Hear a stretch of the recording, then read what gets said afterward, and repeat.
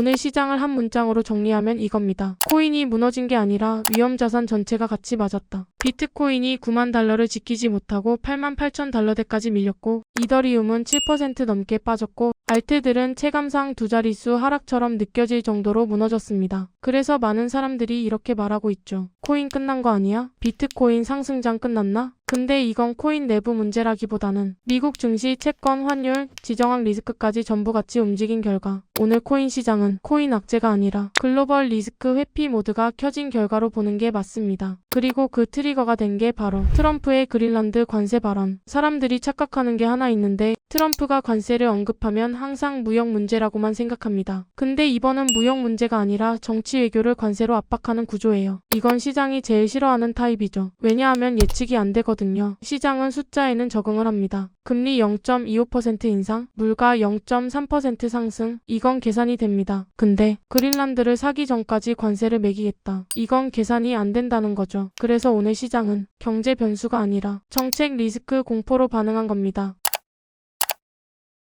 다우 지수가 하루에 800포인트 넘게 빠졌고 S&P 500, 나스닥이 최근 3개월 중 가장 큰 낙폭을 기록했습니다. 이게 중요한 이유는 코인은 항상 주식 다음에 움직이기 때문 주식이 먼저 위험을 감지하고 코인은 그 다음에 과장되게 반응합니다. 특히 지금 같은 국면에서는 고평가 불확실성이 겹친 상태라 조금만 리스크가 나와도 자산들이 한꺼번에 내려놓습니다. 시장 입장에서 보면 지금 상황은 이렇습니다. 미국 경제는 나쁘지 않다. 기업 실적도 망하지 않았다. 그런데 정치 리스크가 갑자기 튀어나왔다. 이게 제일 무섭습니다. 브래드 롱 CIO가 말한 것처럼 관세를 경제가 아니라 외교 목적에 쓰는 순간 시장은 정책을 투자 변수로 계산할 수 없게 된다. 그래서 오늘 증시는 경제 악화 공포가 아니라 정책 불확실성 공포로 무너진 겁니다. 이런 장에서는 가장 먼저 팔리는 자산이 변동성이 큰 자산입니다. 그리고 그 최상단이 바로 코인. 오늘 비트코인은 45% 하락, 이더리움은 7% 이상, 알트들은 체감상 10% 이상 빠졌습니다. 이게 이상한 게 아니라 정상적인 구조. 리스크가 터질 때 자금은 이렇게 빠집니다. 1단계 채권 현금으로 이동, 2단계 주식 매도, 3단계 코인 레버리지 자산 대청산. 그래서 항상 주식보다 코인이 더 세게 맞습니다. 특히 요즘 코인은 ETF, 파생상품, 레버리지 구조가 너무 커졌습니다. 조금만 하락해도 강제 청산이 폭포처럼 터지고 오늘 24시간 청산 규모는 10억 달러가 넘었습니다. 이건 사람들이 코인이 싫어서 판 게 아니라 시스템이 강제로 팔게 만든 시장. 그래서 오늘 하락을 공포의 본질로 보면 안 되고 구조의 문제로 봐야 합니다.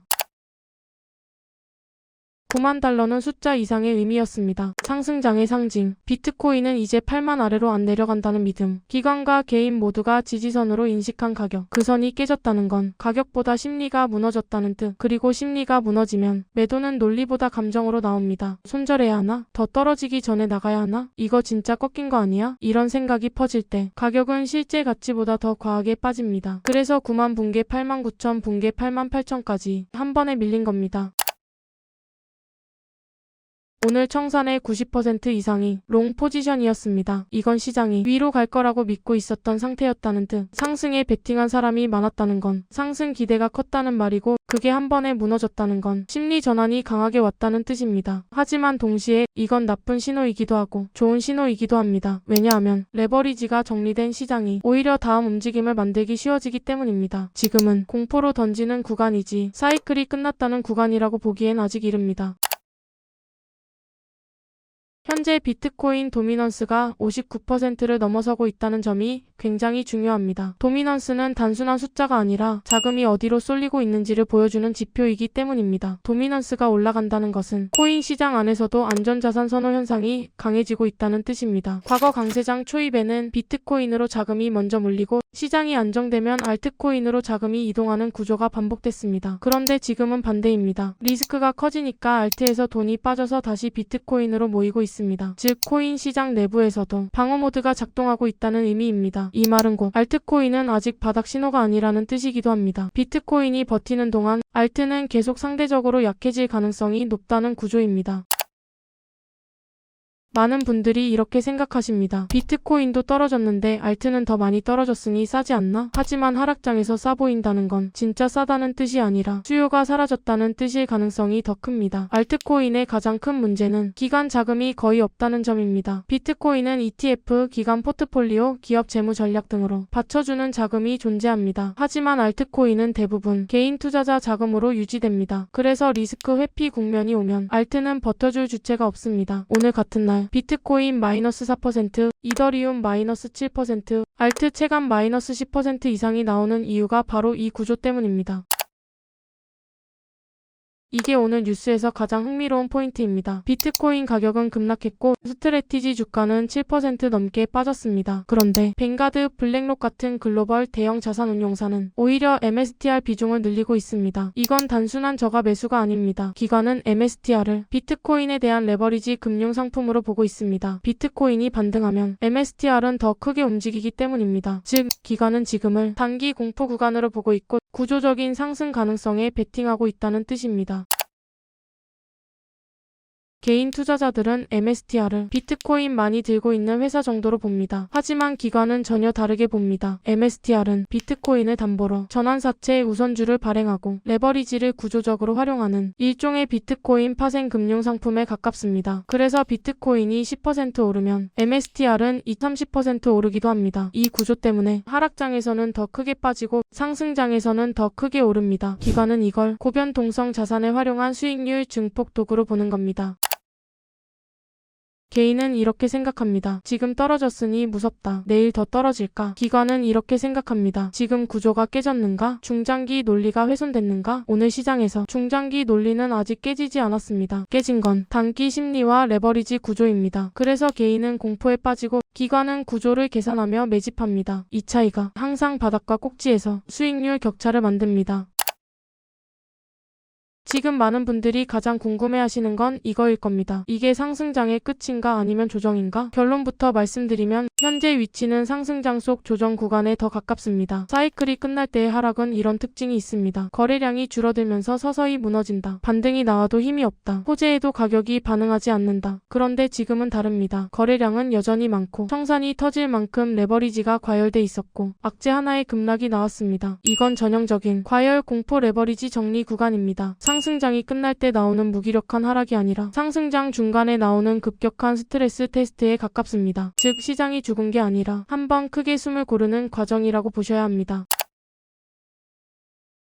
이 시점에서 가장 위험한 건 모든 투자자를 하나의 전략으로 묶는 겁니다. 단기 트레이더, 중기 스윙 투자자, 장기 홀더는 각각 대응이 완전히 달라야 합니다. 먼저 단기 관점입니다. 지금은 방향성이 불명확합니다. 변동성만 크고 추세는 정해지지 않은 구간입니다. 이럴 때는 무리한 레버리지 금지, 반등의 추격 매수 금지, 현금 비중 유지가 가장 중요합니다. 중기 관점에서는 가격이 아니라 구조를 봐야 합니다. 비트코인이 8만 중반을 유지하는지, 도미넌스가 계속 올라가는지, 미국 증시가 추가 급락을 하는지가 핵심입니다. 장기 관점에서는 지금 같은 조정이 오히려 평균 단가를 조정할 기회가 될 수 있습니다. 다만 한 번에 들어가는 게 아니라 분할 접근이 기본 전략입니다.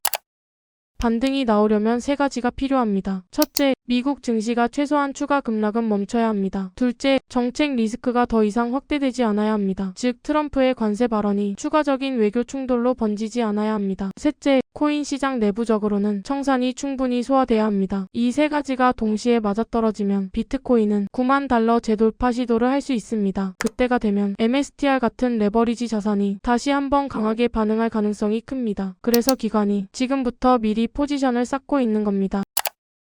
반대로 더 위험한 경우는 이겁니다. 미국 증시가 추가로 무너지고 유럽, 일본 국채 금리 불안이 확대되고 관세 이슈가 실제 정책으로 실행될 경우 그때는 비트코인 8만 초반, 심하면 7만 후반까지도 한 번 더 시장이 흔들릴 수 있습니다. 이건 공포를 주기 위한 얘기가 아니라 가능성의 범위를 말씀드리는 겁니다. 시장은 항상 최악과 최선을 동시에 열어두고 움직입니다. 그래서 지금 가장 중요한 건 방향 예측이 아니라 리스크 관리입니다.